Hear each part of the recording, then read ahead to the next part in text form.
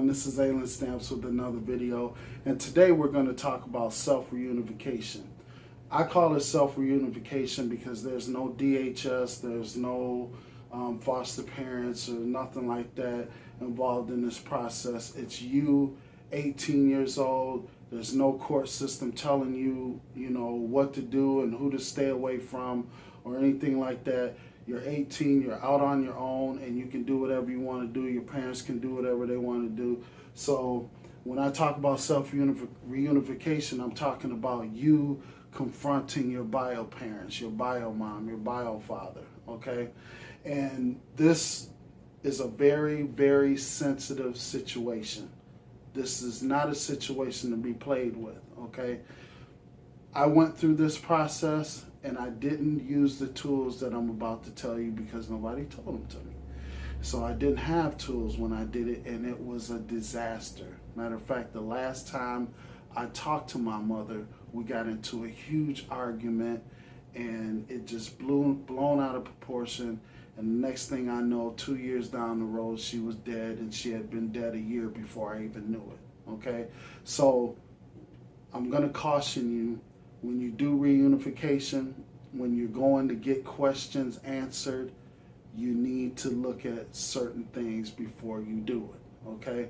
Now, the first thing that you want to do, and the first thing you want to consider, is your security, your physical security. Is it safe for you to go into that environment where your parents are? Is it safe? Is it safe? So you want to know about your safety. Your safety is number one. Number one is your safety, okay? Because you could be walking into a drug-infested area that you don't know nothing about, or you could be walking into a nice area where, maybe your mother has an abusive boyfriend. Or maybe you could be walking into a fight. You don't want to go nowhere unannounced, okay? So get a hold of your bio parent and let them know you're coming, okay? I would strongly suggest that you even drive around the environment and look at it and look at where you're going to be going before you do it. That way you have an exit strategy and you have an entrance strategy. I know it sounds crazy, but you have to really protect yourself in this because you do not know what you're walking into, okay? Another thing that is super, super important, you have to get rid of all expectations before you go into the environment. When I went to go see my mother, I had an expected end in mind, okay? So when I went to my mother, I said to myself, I always thought, we're going to get along great. We're going to talk about this. We're going to come to an agreement on some things, and I'm going to understand stuff, and we're going to have this great relationship. That did not happen, okay? So get rid of your expected end. Get rid of your expectations. Get rid of what you have in mind, okay? So we're going to say, that would say, you need some acceptance. You need acceptance. You need to accept whatever happens. And you have to know that it's not your fault. You can't personalize whatever happens, okay? So, lose your expected end.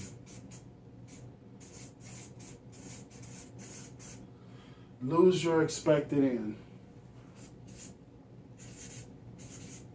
I'm just writing all crazy today, but lose your expected end, okay? Whatever, you don't have any expectations going into this because it can go either way, okay? You might leave with the relationship, you might not leave with the relationship, but whatever happens, the healing process takes time. It's going to take time. You're going to have some feelings about it, and you got to understand too that whatever your bio parent tell you is the reason why you went into foster care, you're not going to understand it anyway. you're not going to accept it anyway. Because as far as you're concerned, there is no reason why you should have been in foster care. Okay? So what they tell you is gonna be a hard sell to you. Okay? So don't go in there expecting to get the magic answer that will make you accept what happened. Because 9 times out of 10, you're not gonna get it. Okay? Now the fourth thing that you want to do is do not do this alone.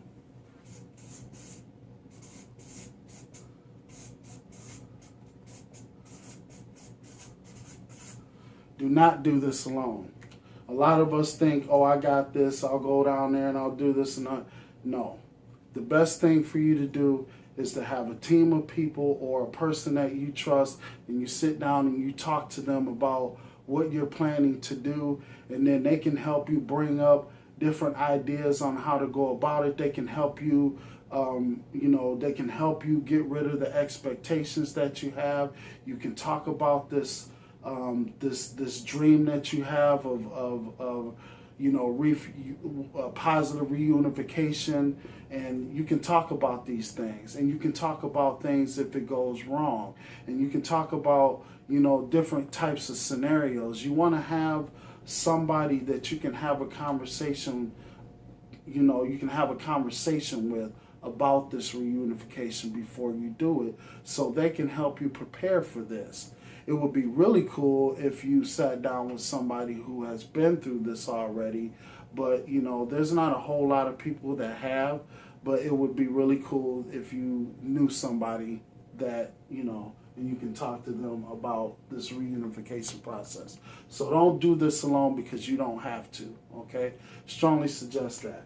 All right, so 5, you have to have a plan.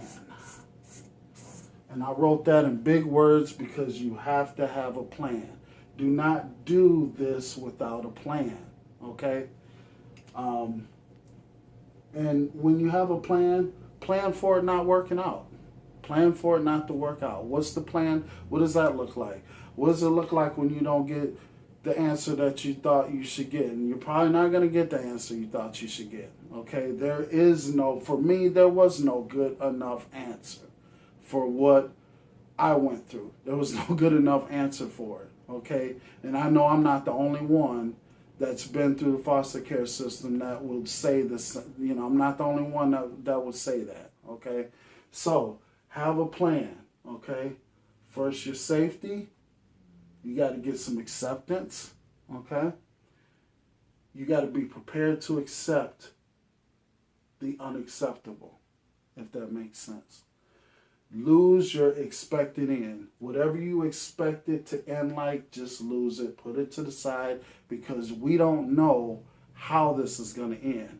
And you're going to have to be able to accept however it ends. So it's best to go in neutral, okay? Do not do it alone. I can't stress this enough. Have somebody with you helping you do this. And it would be helpful to even take that person with you through, on this reunification, or this meeting where you're confronting, your bio parents, and have a plan. So that's all I got for you. Really consider these things. I go in much detail when I do my speaking engagements and stuff like that. I go in more detail. And I talk about how to gain acceptance. I talk about how to lose your expected end. I talk about how not to do it alone, and what person you should take with you, what that relationship looks like, and I talk about how to plan it out. So I hope this helps you. I couldn't really get too deep into it because now we're almost 10 minutes in, but I hope this helps you, and I hope you have a great day. Thank you.